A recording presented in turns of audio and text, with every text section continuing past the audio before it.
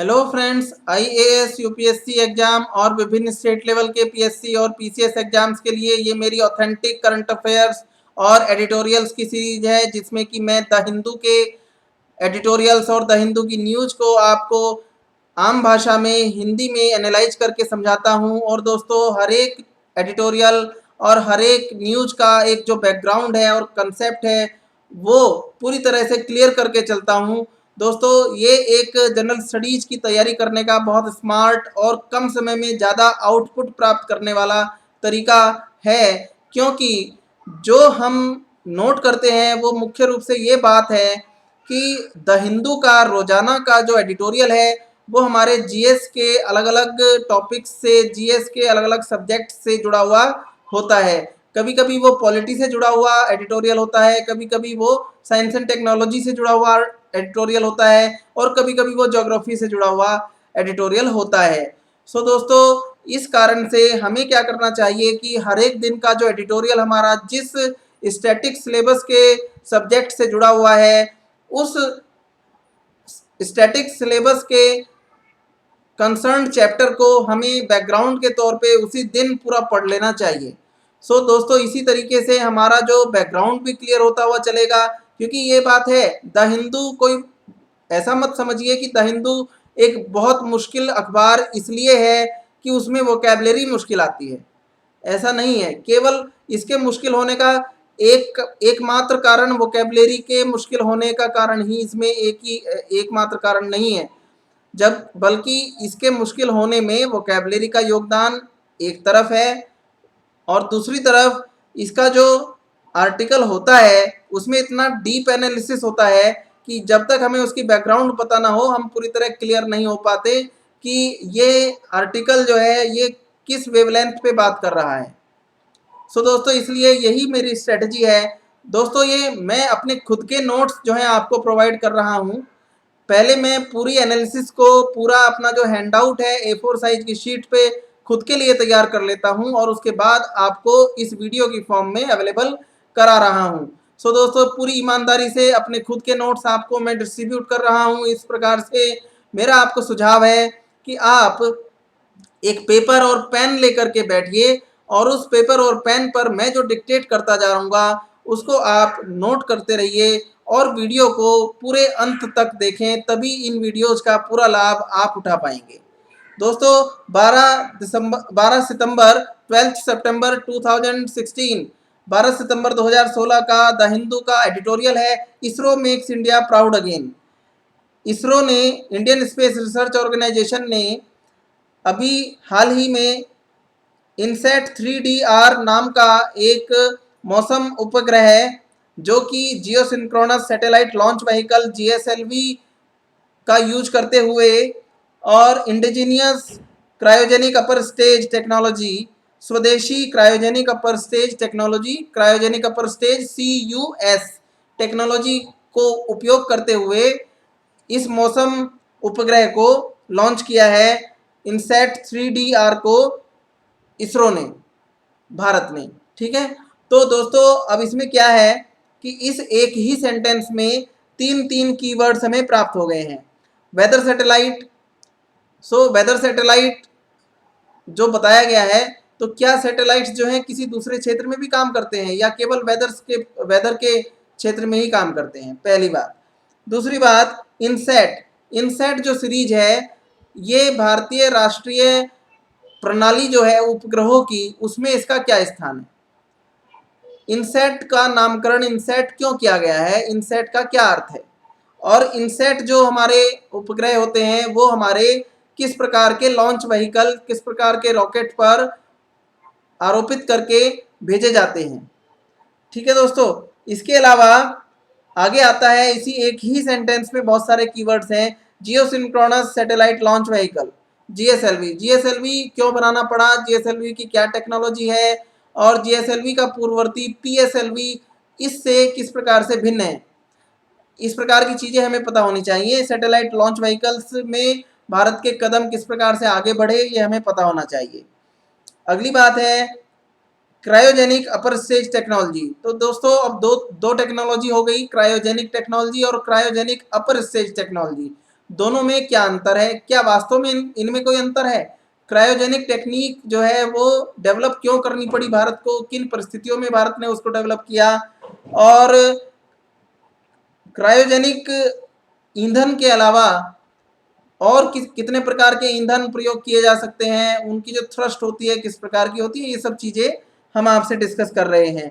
सो दोस्तों ये सब चीज़ें इसका बैकग्राउंड बनाती हैं, इसलिए इस एडिटोरियल के साथ हमें static portion of the syllabus की एक जो बुक है हमारे पास, और साथ के साथ जो इंटरनेट से हमें सूचना संग्रह करनी पड़ती हैं, उसको मैं सारे को एक साथ आपको डिस्कस करके यहाँ पे दे रहा हूँ। सो दोस्तों आगे देखते हैं, चर्चा करते हैं। इस बैकग्राउंड के तौर पे पिछली वीडियो में भी मैंने एक वीडियो बैकग्राउंड की मैंने पहले बनाई थी, जिसमें कि मैंने इसी आर्टिकल, इसी editorial ISRO makes India proud again, इस एडिटोरियल का बैकग्राउंड एक पिछली वीडियो में भी मैंने इंडियन स्पेस प्रोग्राम के नाम से वो वीडियो है, अपलोड मैं ऑलरेडी अपने यूट्यूब चैनल पे कर चुका हूँ। उस पिछले का मैं आपको एक बार रिकैप दे देता हूँ। पिछली वीडियो में हमने देखा कि विक्रम साराभाई जो थे उनको भारतीय अंतरिक्ष कार्यक्रम का जनक कहा जाता है। भारत के अंतरिक्ष कार्यक्रम का उद्देश्य क्या है, क्या इसका उद्देश्य विकसित देशों के साथ प्रतिस्पर्धा करना है, भारत के अंतरिक्ष आयोग और अंतरिक्ष विभाग डिपार्टमेंट ऑफ स्पेस की स्थापना कब की गई थी, और साथ ही साथ भारत के अंतरिक्ष कार्यक्रम के मुख्य उद्देश्य क्या हैं, इसके एप्लीकेशंस क्या हैं, इसके एप्लीकेशंस जो टेलीकम्युनिकेशन में, टेलीविज़न में, और साथ ही साथ मौसम विज्ञान में और डिजास्टर मैनेजमेंट के एरियाज में इसके एप्लीकेशंस हैं। आगे हमने ये देखा था कि जो IRS हैं, इंडियन रिमोट सेंसिंग सैटेलाइट्स, उनको किस प्रकार के लॉन्च व्हीकल से लॉन्च किया जाता है और क्यों, और जो आपके इनसैट टाइप के सैटेलाइट्स हैं उनको किस प्रकार के लॉन्च व्हीकल से लॉन्च किया जाता है और क्यों।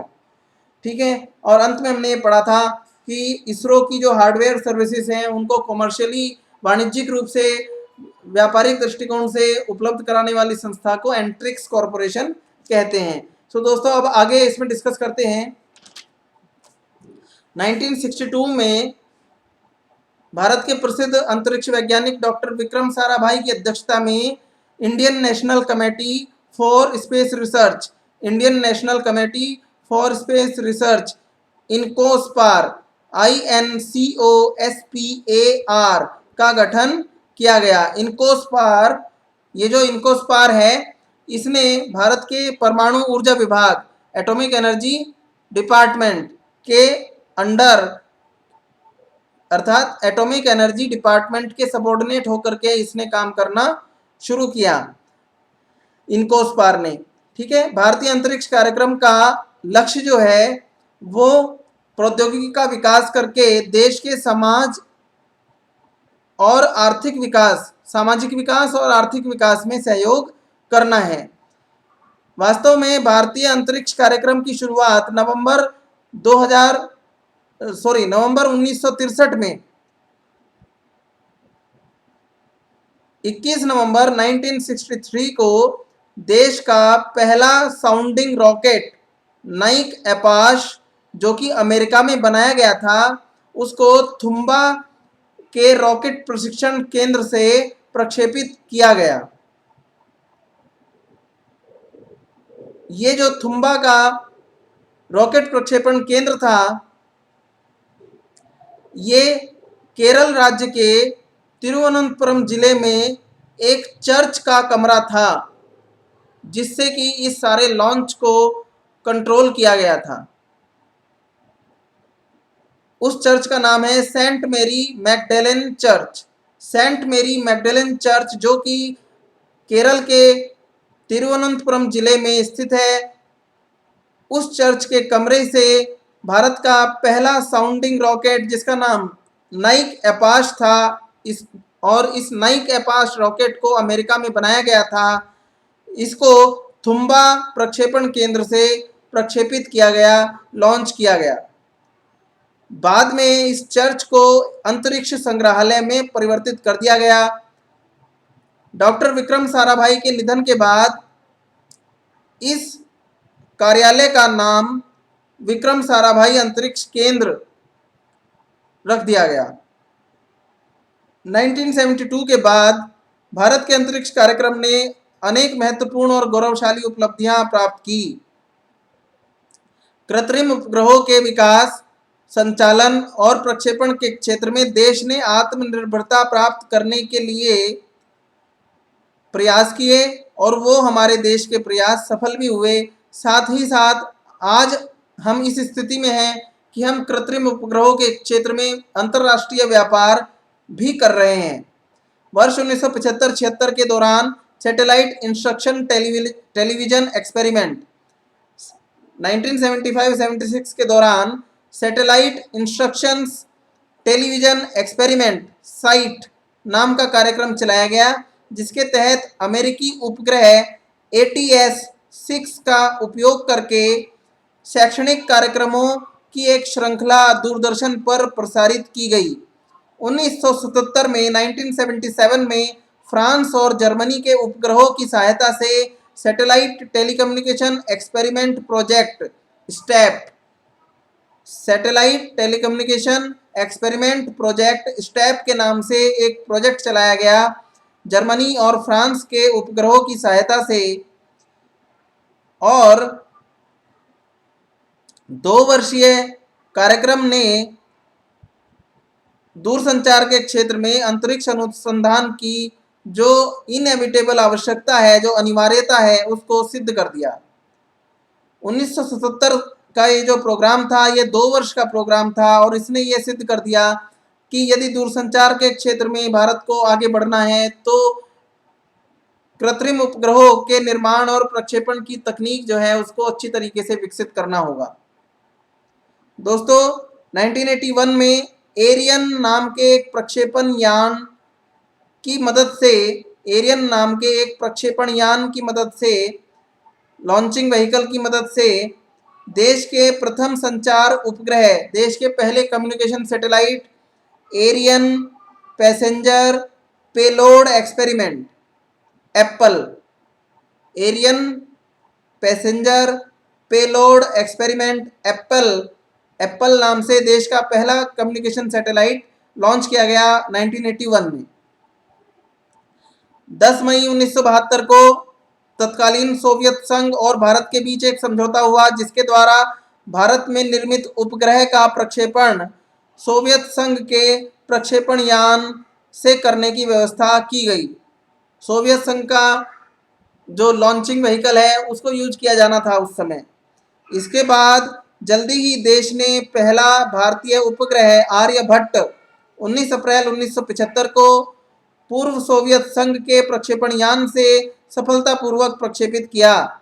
इसके बाद भारत संसार का ऐसा छठा देश बन गया जिसके पास रिमोट सेंसिंग सिस्टम विकसित हो गया था।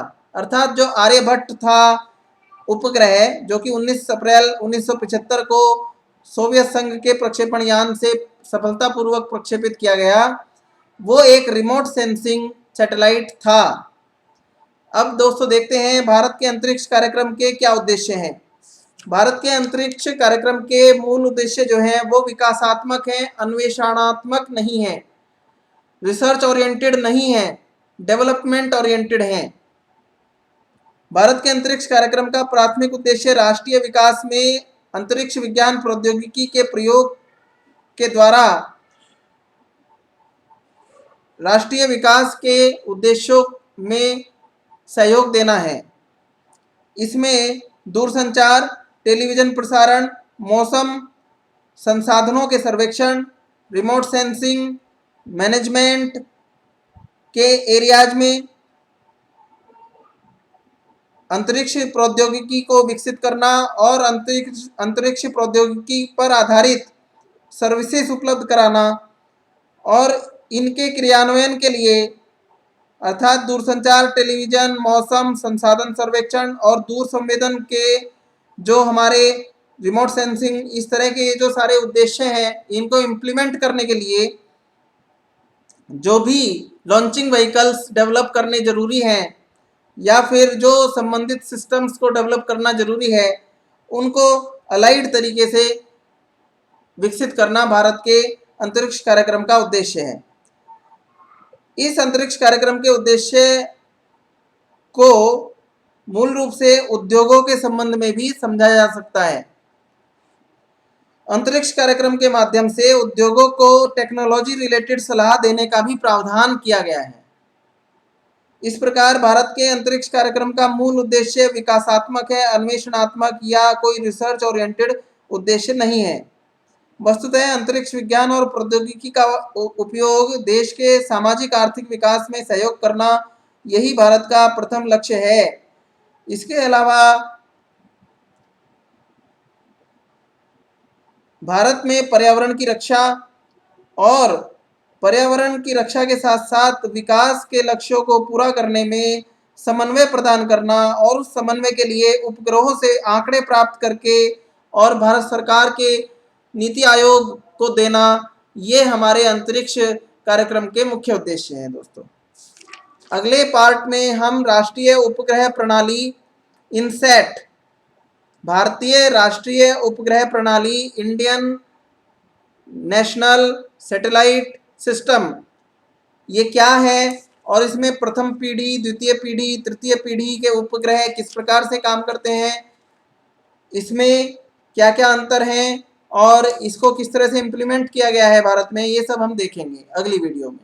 सो दोस्तों, ये वीडियो अगर आपको अच्छी लगी हो तो आप इसको लाइक कीजिए, अपने दोस्तों के साथ इस वीडियो के लिंक को शेयर कीजिए और कोई डाउट हो यदि आपके मन में तो इस वीडियो के ऊपर आप कमेंट सेक्शन में कमेंट कीजिए। मैं आपके डाउट्स को क्लियर करने में अपनी खुशी मानूंगा। Thank you very much, all the best.